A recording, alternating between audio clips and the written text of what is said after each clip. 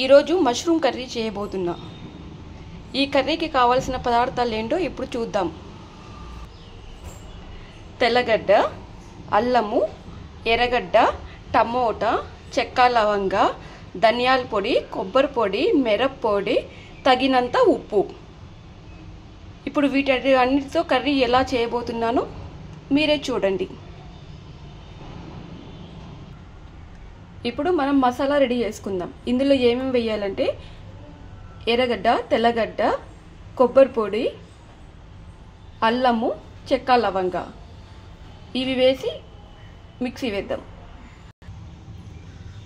మసాలా ఇలా రెడీ చేసుకున్నాక అందులోనే ఈ పొళ్ళు కూడా వెత్తి వేసేయాలి. చూసారా, మసాలా రెడీ అయిపోయింది. నెక్స్ట్ మష్రూమ్ రెడీ చేసుకోవాలి. ప్యాన్ పెట్టుకొని ఆయిల్ పోసుకొని ఆయిల్ వేడెక్కేంత వరకు వెయిట్ చేయాలి.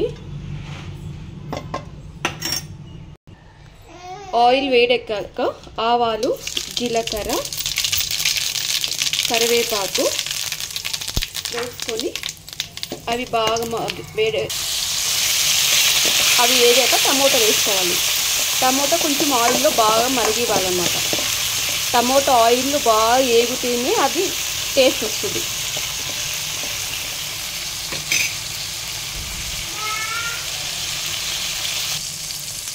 చూసారా, టమోటా బాగా వేగిపోయింది.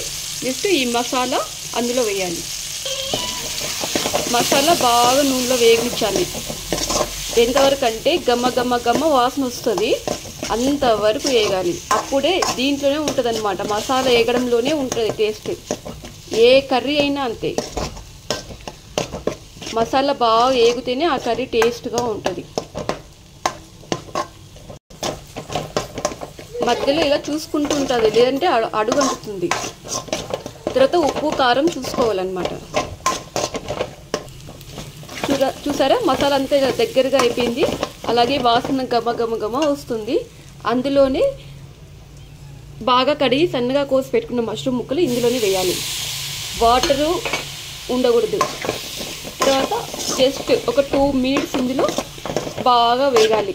ఎందుకంటే ఆ మసాలా అంతా మష్రూమ్కి పట్టాలి. సరే, ఇప్పుడే నోరు ఊరిపోతుంది. ఒక 2 minutes ఇలాగే బాగా వేగాలి. చూసారా, ఇలా బాగా వేగాలి. వేగాక కొద్దిగా వాటర్ వేసుకోవాలి. వాటర్ కూడా మనం మసాలా కొడతాం కదా, అదే మిక్సీలో లాస్ట్లో కొన్ని వాటర్ వేసుకొని మష్రూమ్ ఉడికేదాకా అన్నీ వద్దు, జస్ట్ కొన్ని అలా అన్నమాట. జస్ట్ మసాలా మష్రూమ్ మునిగే వరకు కొద్ది వాటర్ తీసుకొని ఇప్పుడు బాగా మష్రూమ్ ఉడికించుకోవాలి.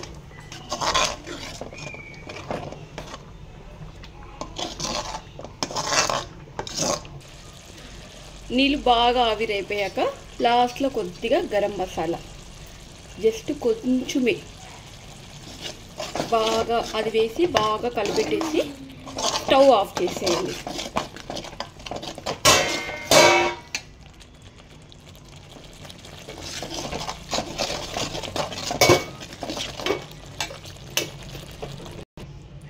చూసారా, మష్రూమ్ కర్రీ రెడీ.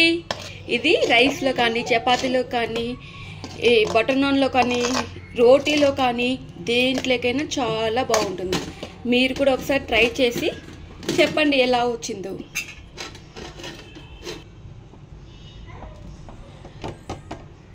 ఈ వీడియో కన్నా మీకు నచ్చినట్లయితే సబ్స్క్రైబ్ చేయండి, లైక్ చేయండి, కామెంట్ చేయండి అండ్ షేర్ చేయండి.